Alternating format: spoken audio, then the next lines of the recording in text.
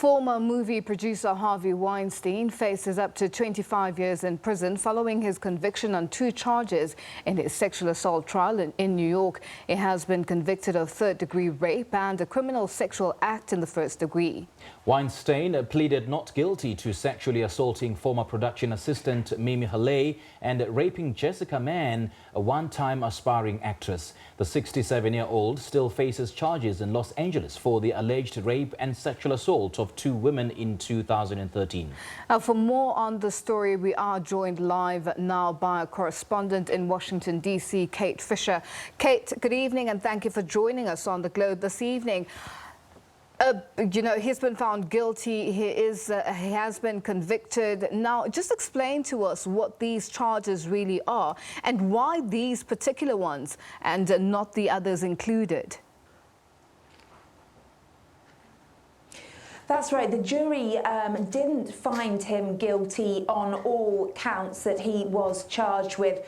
However, the charges he has been found guilty of still have a prison sentence, and he is, as we speak, behind bars in New York.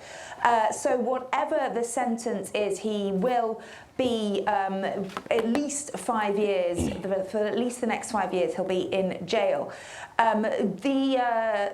The charges he wasn't found guilty on are the more serious ones of being a predatory sexual criminal, and that would have carried a life sentence if he had been found guilty of that. And some of those activists who really wanted to see the most significant punishment doled out to him were hoping that he would be found guilty of those, as well as he would have meant he would have spent longer in jail. Nevertheless, he has been convicted. He is now a rapist, and he will be spending at least 5 years behind bars. It could be up to 25 years.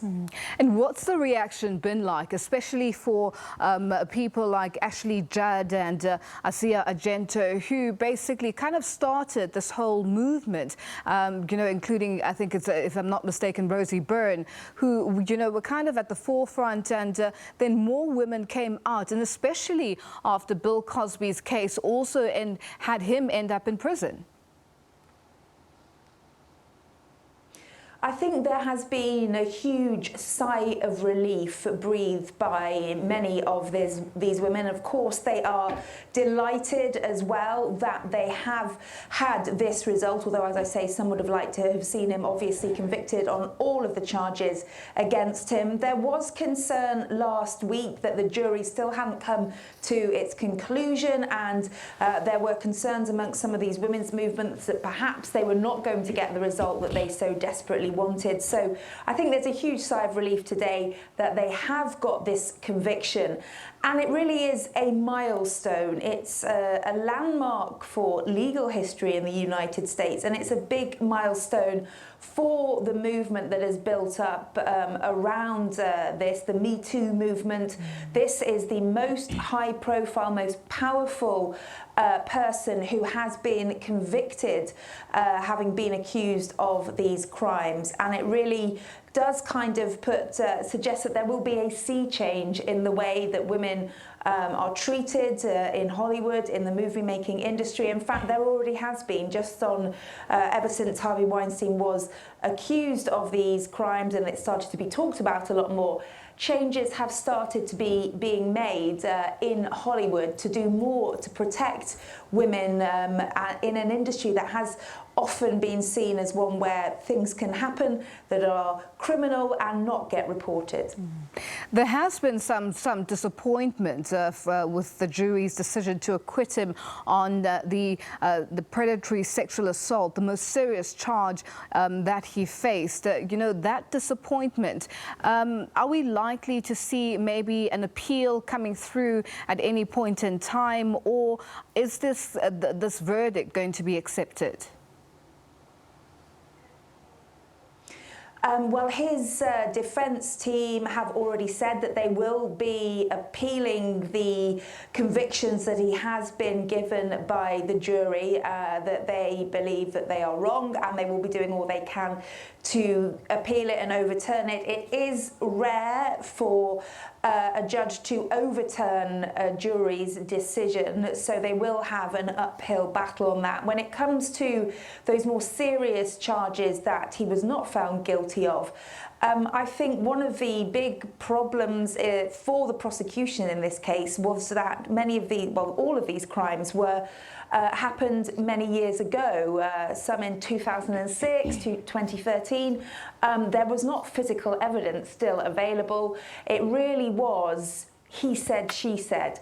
The jury had to make their decision on the testimony of these women, and that was a very, very high legal hurdle for the prosecution team to reach. And that is why many legal analysts were concerned. Many legal analysts suggested that there may well be that Harvey Weinstein would be cleared of all these charges, because it is very difficult for a prosecution team to convince a jury that these things happen when there's actually very little tangible evidence. But that is why many are saying this can be seen as such a landmark case, because it has shown other women or other victims, potential victims of sexual assault, that it is possible that a prosecution team can put your case forward successfully, and it is possible that a jury will listen to this complicated evidence that doesn't have much physical evidence to back it up and make this conviction despite all the obstacles against it. And seemingly there are a lot more possibilities of other cases and other women coming forward with other big industry players and other, directors and producers. Are we likely to see more cases being brought forward to the fore? I think certainly it will have emboldened other women, other victims, to feel that they will be listened to and crucially believed if they raise these issues, if they raise that these events have happened and take it to the authorities. And as I say, it will also give them confidence that they will be able to persuade a jury of this as well, not just a police officer or a prosecution attorney. So yes, I think it will have given other potential victims confidence to go forward. And as for other high-profile people that may be accused of this, Harvey Weinstein himself still faces 2 charges of sexual assault in California, which the trial there is yet to start, but it's expected to start soon. So even though this trial in New York is over and he may be appealing it, he's still got more legal action taking place on the other side of the United States, on the West Coast, which could mean another jail term if he's found guilty of that as well. Now, Kate, very quickly, when are they going to finalise the term of his prison stay? You mentioned that it could be up to 5 years, and there's a possibility of him staying 30 years in prison. When are they finalising that? When are we going to hear that from the judges? Yeah, well, he is, as I say, he's currently behind bars while he waits a sentencing, and that is due to take place on March the 11th.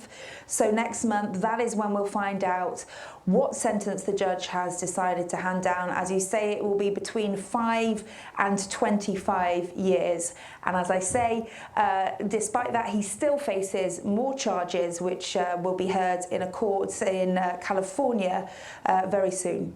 Kate Fisher, thank you so much for that update. That is our correspondent, Kate Fisher, joining us live from Washington, D.C.